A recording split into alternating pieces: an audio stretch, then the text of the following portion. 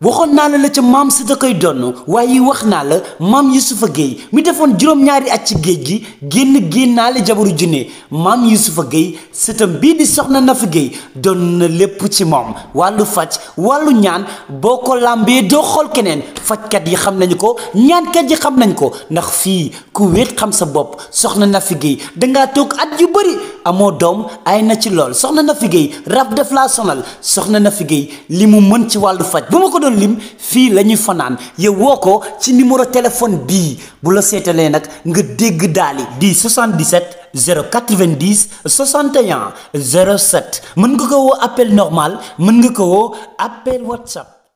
C'est par la présence soutenue de Pastef et de la coalition à leur côté qu'ils ont fini par comprendre en s'intéressant davantage au projet, aux leaders que nous étions à l'intérieur avec d'autres personnes comme le professeur Cheikh Oumar Diagne, et massivement à adhérer au projet de Pastef en prison. Ses frères et sœurs ont supporté cette épreuve, disais-je tout à l'heure, avec beaucoup de dignité. Et je pense que ceux qui sont allés le rendre visite régulièrement peuvent aussi, au même titre que nous, en témoigner. Monsieur le Président Ousmane Sonko, je voudrais remercier ceux qui, pendant notre absence, ont tenu la barque de ce projet. Il y a eu la coalition Sonko Président. Il y a eu au fil de l'oppression les leaders autour de la candidature de Ousmane Sonko pour enfin aboutir à la coalition Diomaye Président. Mais nous nous rendons tous compte que c'est le même fil conducteur qui a abouti à cette coalition qui est aujourd'hui la plus forte dans le cadre de cette présente élection. Et je disais ce matin, c'est parce que tous ces patriotes et toutes ces patriotes sont épris d'un Sénégal souverain, juste, prospère dans une Afrique en progrès que nous nous sommes retrouvés autour de l'essentiel. J'ai rappelé ce matin une discussion que j'ai eue avec le directeur de campagne, Moustapha Mamba Guirassy, que je félicite pour la coordination remarquable des activités de la coalition. Dans le cadre de la mise en place du directoire, je lui disais que quelles que soient les contingences et les divergences, élevons-nous tous au-dessus de ces contingences et de nos personnes, mais que le Sénégal soit toujours au-dessus de nous. Et c'est ce projet-là qui nous fédère aujourd'hui. Je voudrais les féliciter pour leur engagement constant, leur résilience face à toute forme d'oppression, de diabolisation et de calomnie. Quand il fut peu évident, ils ont été sur les plateaux, ils ont marché, ils ont dénoncé. Et ils ont fait preuve de résilience, mais surtout d'intelligence stratégique pour que la coalition soit aujourd'hui ce qu'elle est, alors même que le candidat déclaré, principalement leader, incontesté de l'opposition, et le candidat de substitution était en prison. Je voudrais aussi marquer toute ma compassion à tous ces leaders qui ont pris le temps qu'il fallait pour réfléchir à un programme alternatif aussi, comme nous l'avons fait de notre côté, qui ont sillonné le Sénégal en engageant leur temps, leur énergie et des moyens pour aller présenter leur projet de société aux Sénégalais pour une sanction électorale positive. Que ces leaders-là soient recalés, juste parce qu'au sein du Conseil constitutionnel, un informaticien en 3 clics a décidé que votre clé était inexploitable ou que des électeurs qu'on s'est régulièrement inscrits sur le fichier n'y étaient pas, c'est quelque chose de particulièrement écœurant. Et j'y reviendrai tout à l'heure, nous devons tous nous dresser pour qu'on puisse dire au soir du 24 mars 2024, plus jamais ça au Sénégal. Monsieur le Président, vous avez tantôt évoqué des contacts. Je ne reviendrai pas sur tout ce que vous avez dit quant à l'importance et la nécessité dans le contexte. Mais je veux juste faire, si je peux les appeler comme ça, une révélation. C'est vrai que je suis peut-être moins taquin que vous, je suis un peu plus autarcique. Je suis quelqu'un de particulièrement raisonné, de particulièrement raisonnable, de particulièrement sensé, de particulièrement réfléchi.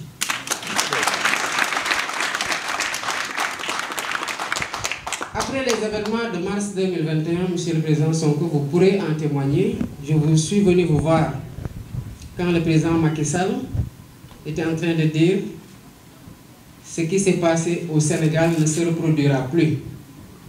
Et que les jeunes sur les réseaux sociaux lui disaient, si tu refais ce que tu as fait, on fera pire. Je suis venu vous dire, il faut qu'il y ait des discussions. Vous m'avez dit, mais pourquoi? Je dis, parce qu'on ne peut pas continuer à nous regarder en chien de faïence entre Sénégalais et à nous menacer d'une deuxième confrontation. Vous avez aussi, en toute responsabilité, donné votre accord pour que je puisse prendre contact avec quelqu'un de la mouvance présidentielle qu'on pensait être un point d'entrée correct.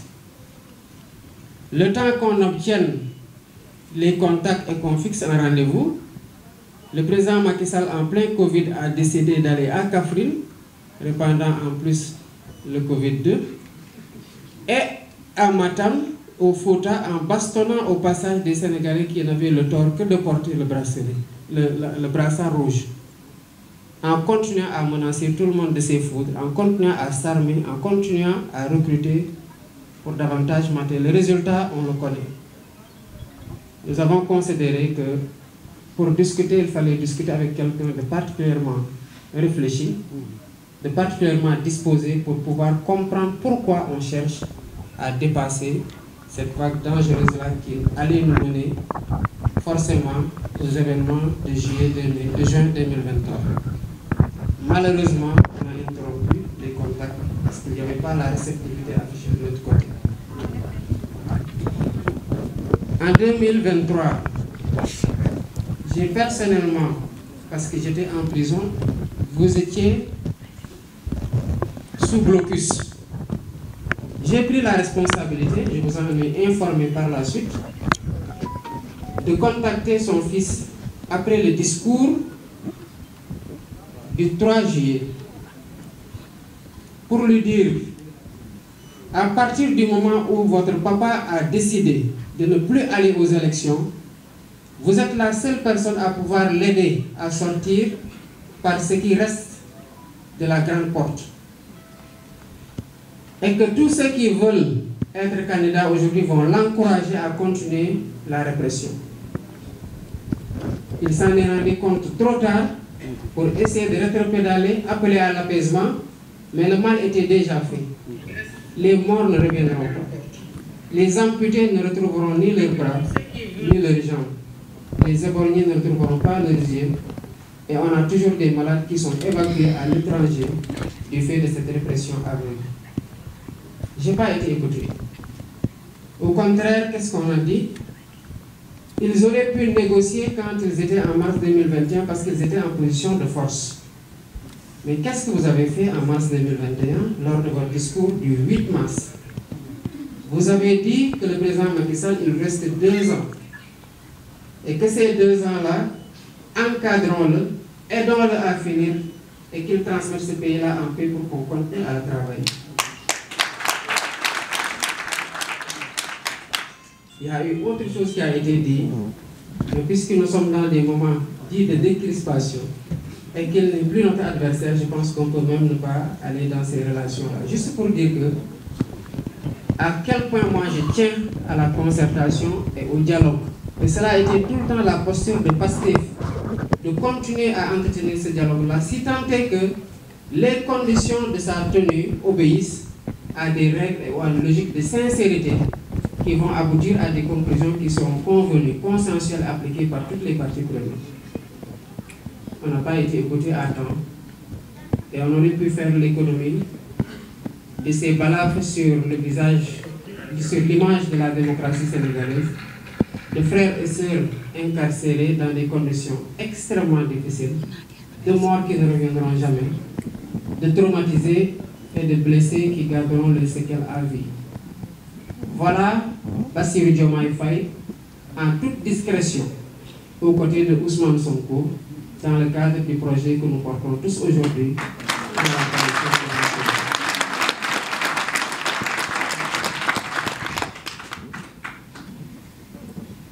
Et pourtant, j'ai fait ça après avoir refusé de prendre le bracelet en prison parce qu'on me l'a proposé. Après 2 mois d'incarcération, ils sont venus me dire, ok, on peut te libérer, mais à condition que tu prennes le bracelet. Je dis que je ne prendrai pas le bracelet. Pourquoi? Parce que je ne peux pas prendre le bracelet. Je n'ai rien fait. Quand vous aurez fini avec votre ingénieur électoral, mais remettez-moi là où vous m'aviez trouvé, à savoir mon bureau à 22h, à des heures d'arrestation illégale. Mais tout ça a été entretenu par des gens à qui ne profitait pas notre candidature. Après, ça en est pris au président Ousmane Sonko, ils s'en sont pris à moi. Même dans les chefs d'accusation de jonction de la procédure me concernant, il y a eu le vol de portable, alors que j'étais en prison.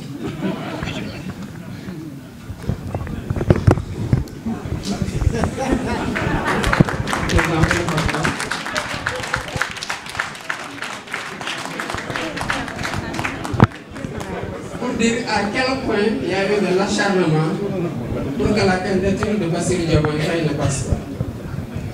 Mais parfois, certaines personnes sont déroutées quand ils sont confrontés à la logique politique du projet de PASTEF qui est incarné par le président Ousmane Sonko.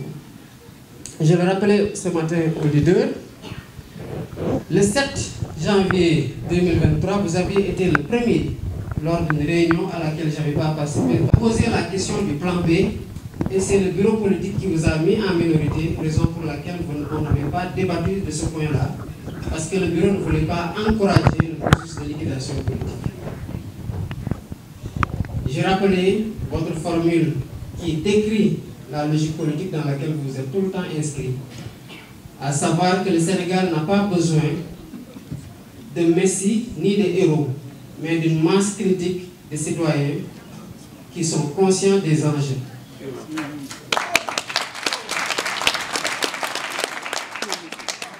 Puisque vous êtes un Diola et qu'il y a toujours quelque chose qui reste, j'ai complété en disant que ces citoyens-là doivent avoir le courage d'agir pour faire changer les choses.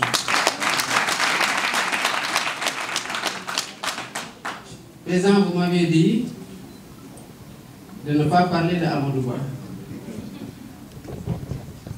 Mais comme généralement tu me dis que je suis têtu et qu'on n'est jamais d'accord, même si nous sommes toujours ensemble, je voudrais juste vous compléter.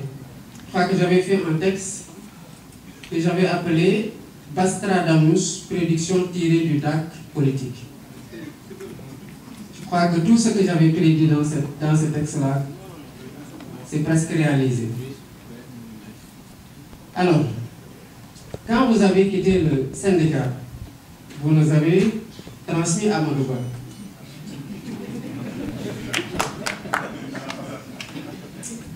Et de la même façon que vous aviez été cette vigie-là pour réduire à sa plus simple expression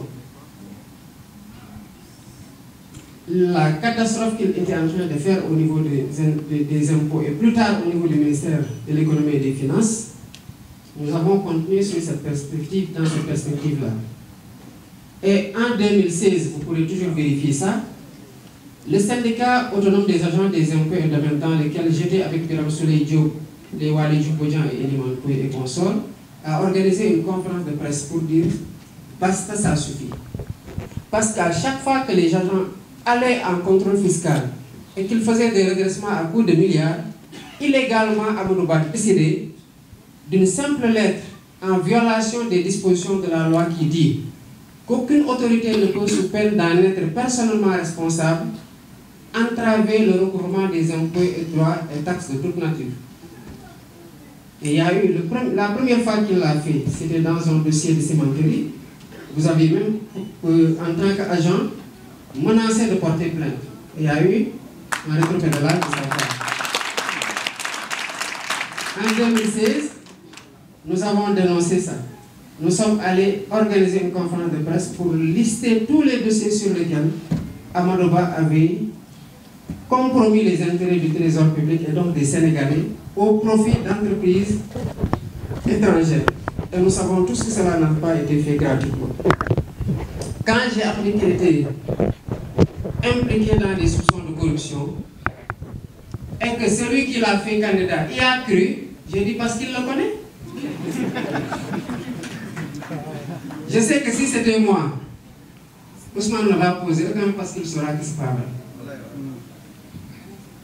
Donc c'est parce qu'on sait qu'il est dans ces pratiques-là qu'on a voulu en savoir un peu plus. Et certainement, l'histoire dira ce qu'il en a été un jour. Ces pratiques-là, qu'on a appelées remises gracieuses à l'époque, ont été perpétuées. Et cette année, j'ai dû discuter avec le député Guy Marius Sagna pour qu'il dépose une demande de mise en place d'une commission d'enquête parlementaire autour d'un redressement de 150 milliards qu'ils ont abandonné en ne prenant que 14 milliards. Au même moment, l'ONG Africano-Americana, si je ne me trompe pas du nom, dénombrait le nombre de morts à la Méditerranée à 6618. On abandonne 14 milliards pour 150 milliards. Et cette pratique-là a été inaugurée, entretenue par Amadou Ba. Donc cet homme-là, nous le savons très bien. L'expérience de gestion, ok, mais l'expérience d'Amadou Ba, personnellement, j'en veux pas. Je ne veux pas d'une expérience de violation des lois, d'une expertise en coup bas, d'une expérience dans les malversations, les détournements. J'en veux pas.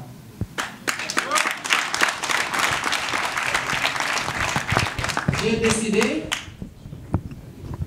pendant 15 ans que j'ai été aux impôts, d'être un fonctionnaire orthodoxe, vertueux, sérieux et compétent au service de mes collègues dans le cadre de l'engagement syndical, où j'ai contribué grandement à améliorer les conditions de travail et de vie.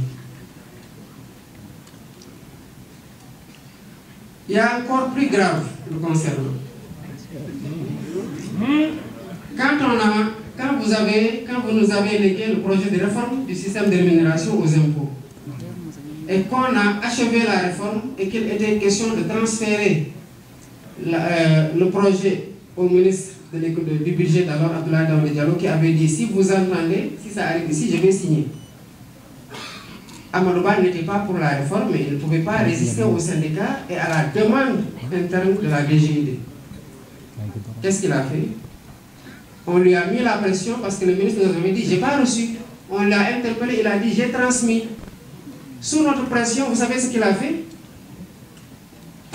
Il a fait une fausse lettre de transmission antidatée, numérotée, signée de sa main pour nous la donner. Quand on a vu les chiffres, la numérotation par rapport à des lettres antérieures qu'on avait échangées, et à la date, on a su que ce n'était pas vrai. Et demander aux agents des impôts et domaines, à cette époque-là, à savoir en 2014, ils vous diront qu'on avait même attaqué ça dans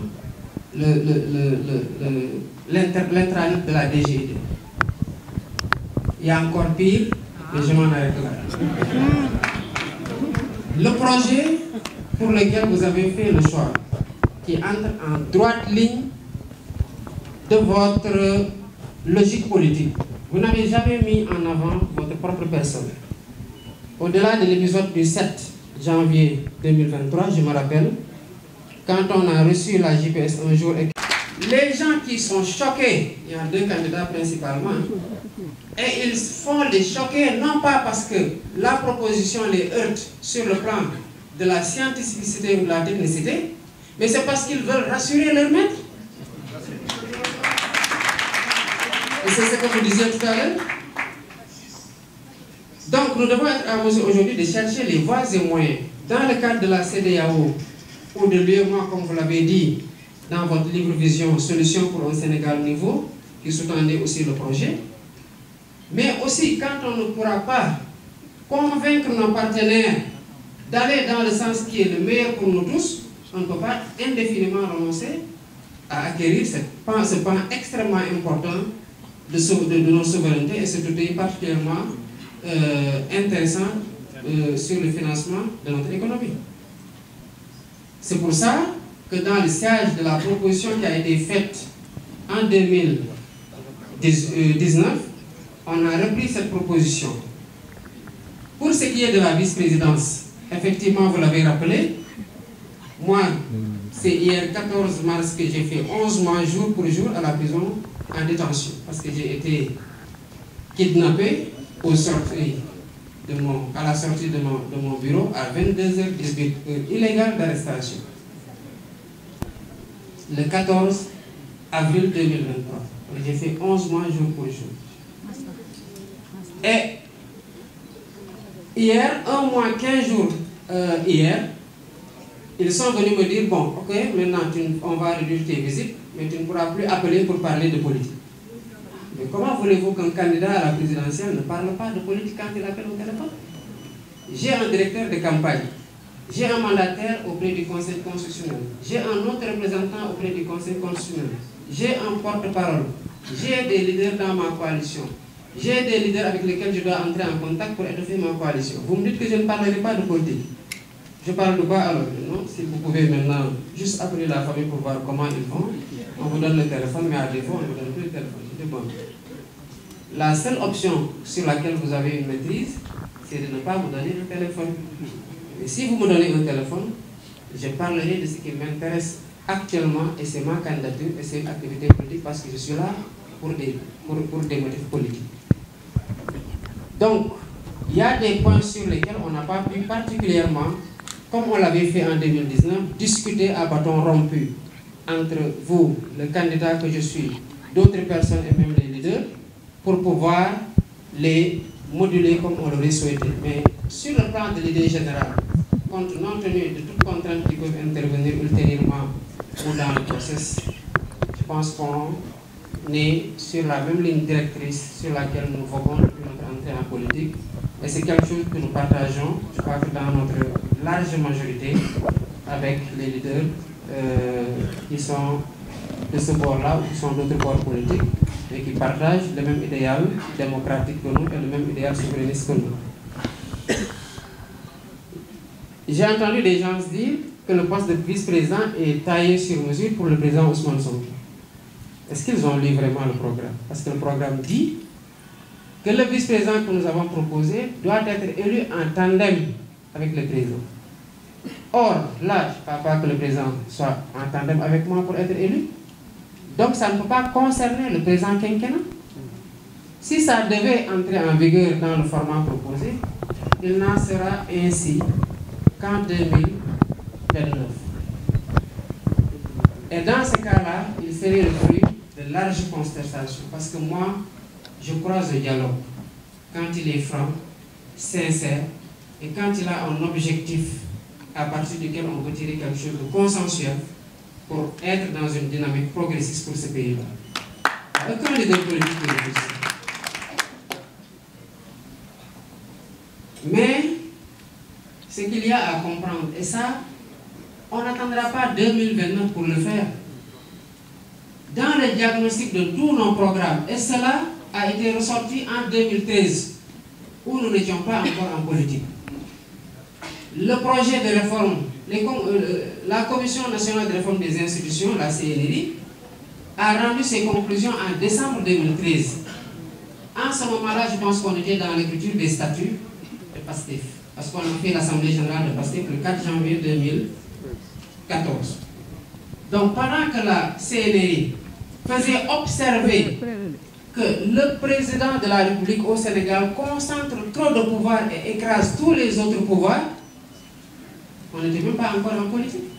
Donc ce constat-là, si 10 ans après, on le partage aujourd'hui de sorte à devoir chercher à y remédier, et c'est parce que ceux qui sont là n'ont pas pris en charge les conclusions de la réforme, de la Commission nationale de réforme des institutions. Et on se rappelle tous de ce qu'il avait dit quand il l'a reçu. Je ne prendrai que ce qui m'intéresse. Il nous faut donc réduire les pouvoirs du président de la République. Et si on a un candidat qui va être transparent, qui n'attend pas d'être élu pour supprimer un poste de Premier ministre, pour le reconduire après, mais qui dit que dans la perspective de la réduction du pouvoir du président de la République, même si la Commission nationale de réforme des institutions dit simplement au sein de l'exécutif qu'il faut rééquilibrer les pouvoirs. Parce que l'institutionnalisation du gouvernement dans la Constitution de 2001 même procédait de cette logique-là, de renforcer le pouvoir, le gouvernement, et de rééquilibrer un petit peu avec le président de la République. Ce qui n'a pas été fait. waxoon naa la ca maam si da koy donn waaye wax naa la maam Youssoufa Gueye mi defoon juróom-ñaari at ci géej gi génnaale jabaru junne maam Youssoufa Gueye sëtam bii di soxna Nafi Gueye doon na lépp ci moom wàllu faj wàllu ñaan boo ko làmbee doo xool keneen fajkat yi xam nañu ko ñaankat yi xam nañ ko ndax fii ku wéet xam sa bopp soxna Nafi Gueye dangaa toog at yu bëri amoo doom ay na ci lool soxna Nafi Gueye rab def laa sonal soxna Nafi Gueye li mu mën ci wàllu faj bu ma ko doon lim fii la ñuy fanaan yow woo ko ci numéro téléphone bii bu la seetalee nag nga dégg daali di 77 090 61 07 mën nga ko woo appel normal mën nga ko woo appel WhatsApp.